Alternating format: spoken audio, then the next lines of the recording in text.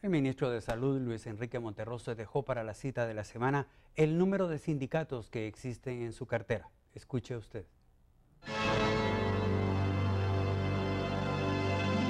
65 sindicatos que tienen sus propios intereses, que tienen su propia visión, que tienen su propia perspectiva de cómo se debe trabajar en el ministerio. Esos 65 sindicatos pueden propiciar un paro de manos caídas, pueden hacer un plantón, pueden dedicarse a una sesión permanente, pueden tomar cualquier medida que consideren oportuna para bloquear lo que ellos consideran injusto para su grupo de presión, para su grupo en particular. Esos 65 sindicatos, por supuesto que pueden favorecer también al éxito del ministerio. Y es eso el llamado el que estamos haciendo. El sindicalismo no es destrucción. El sindicalismo tiene que ser la emancipación del trabajador, pero también la emancipación del lugar donde trabajan. Y nos tenemos que sentir orgullosos de ser el Ministerio de Salud Pública y Asistencia Social a partir de la construcción que hagamos de ese ministerio diferenciado. La desnutrición sigue siendo uno de los grandes problemas de la niñez guatemalteca y este tema es abordado a continuación por la seriedad de sus consecuencias. La desnutrición en la mayoría de casos va de la mano con la pobreza y en Guatemala las cifras en cuanto a estos dos males casi coinciden.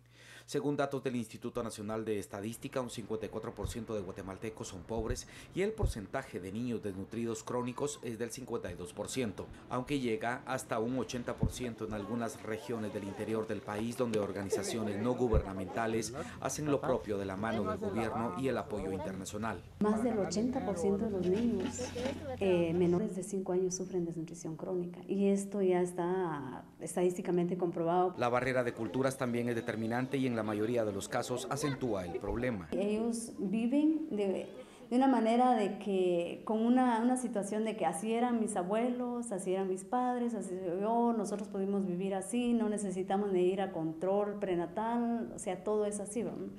Entonces, no es tanto pensar en las limitantes en recursos, sino en las prácticas que se traen, ¿no? Sí, que esto es clave en este sentido. Entonces, el poder, como dicen, romper esto, es enfrentarse a situaciones también culturales, ¿no? Los nutricionistas lo llaman la ventana de los 1000 días y se refiere a que la alimentación en los primeros 2 años de cualquier niño son sumamente determinantes para que no sufra daños irreversibles a lo largo de su vida. Y pasado ese tiempo, si no tuvieron la atención oportuna durante el periodo de los 1000 días, ese niño no va a tener las mismas condiciones de salud y crecimiento, ¿no? El niño que sufre de nutrición crónica en la primera etapa de su vida realmente va a enfrentar las consecuencias el resto de su vida, ¿no? No obstante, las condiciones en el interior del país son precarias. En la capital también hay una serie de problemas que han hecho que el departamento de Guatemala sea una de las áreas con más niños desnutridos. Xiomara Ramos y su pequeña de 1 año y medio viven en Chinautla. Es de escasos recursos y su hija recién está saliendo de una etapa de desnutrición. Los síntomas los descubrieron en el puesto de salud de la localidad. Cuando tenía 6 meses, la señora Vero me dijo que ella tenía retardo de crecimiento y estaba muy baja de peso. Y estaba así bien pálida de la carita, tenía bien pálida la carita. Y el pelo lo tenía bien ralito. Sin dinero no hay una alimentación adecuada y no hay que buscar mucho para saber cuánta falta hace en algunas zonas de Guatemala.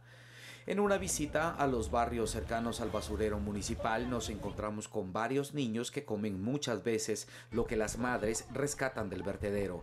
Y aunque todo parece en orden para ellos, hay familiares que no lo ven de la misma manera. Eso es lo que yo me doy cuenta, va, que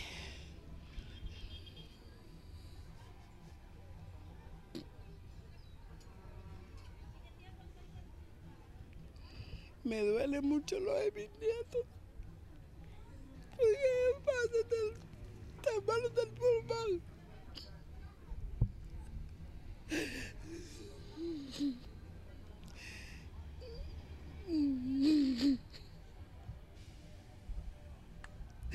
Aquí hay muchos días que pasan hambre, mira.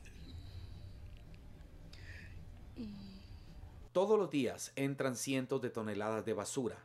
en ellas alimentos que desechan de supermercados, y aquí lo único que vale es sobrevivir, y no importa si los alimentos son de un estante o de un tacho de basura.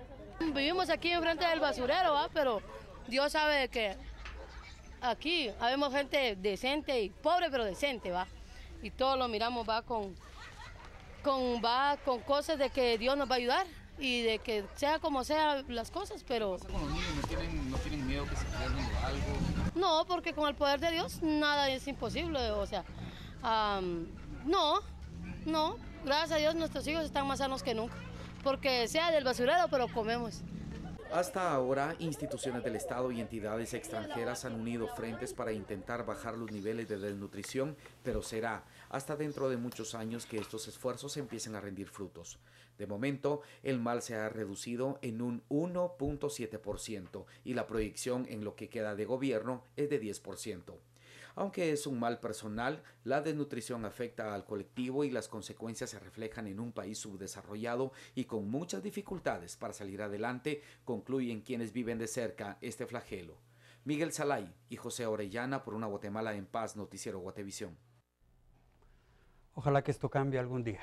El Sindicato de Trabajadores de la Contraloría General de Cuentas señaló al excontralor Carlos Mencos de irregularidades durante su gestión. Esto y más en las 5 importantes.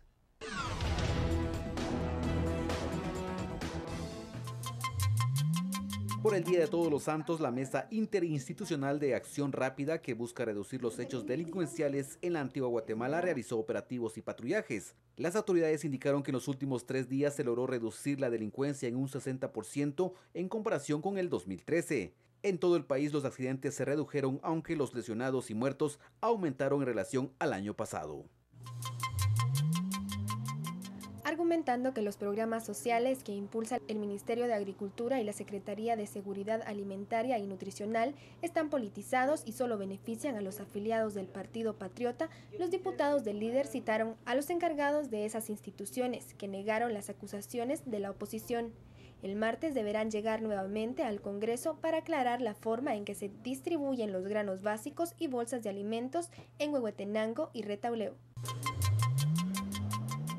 El Sindicato de Trabajadores de la Contraloría General de Cuentas señaló al excontralor Carlos Mencos de irregularidades en una auditoría realizada a RENAP y a 2 proyectos dedicados a la modernización y remodelación del aeropuerto La Aurora de 2006 a 2010. En la denuncia se apela a los comisionados para que tomen en consideración los impedimentos antes de votar por los aspirantes más idóneos. Estas fotografías corresponden a una denuncia hecha por trabajadores de la Defensa Pública Penal, a quienes por medio de carteles en los baños se les indicó que por restricciones financieras lleven su propio papel higiénico y jabón para uso personal.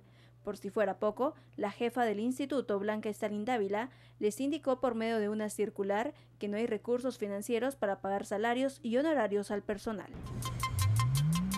Sergio Daniel Gil, de 40 años de edad, piloto de autobús de la Ruta 40, falleció a causa de un ataque armado que se produjo en la 16 Avenida de la colonia Carabanchel, zona 11. Aquí resultó herido el ayudante Luis Miguel Archila y el pasajero Amílcar Martínez, que se lanzó del autobús. Testigos indicaron que el atacante iba adentro del bus. El piloto murió al instante y chocó con al menos 6 vehículos que quedaron dañados. Portillo podría venir a Guatemala a terminar su condena en uno de los cuarteles militares que sirven al sistema penitenciario, luego que el gobierno de Guatemala lo solicitara junto a su abogado defensor.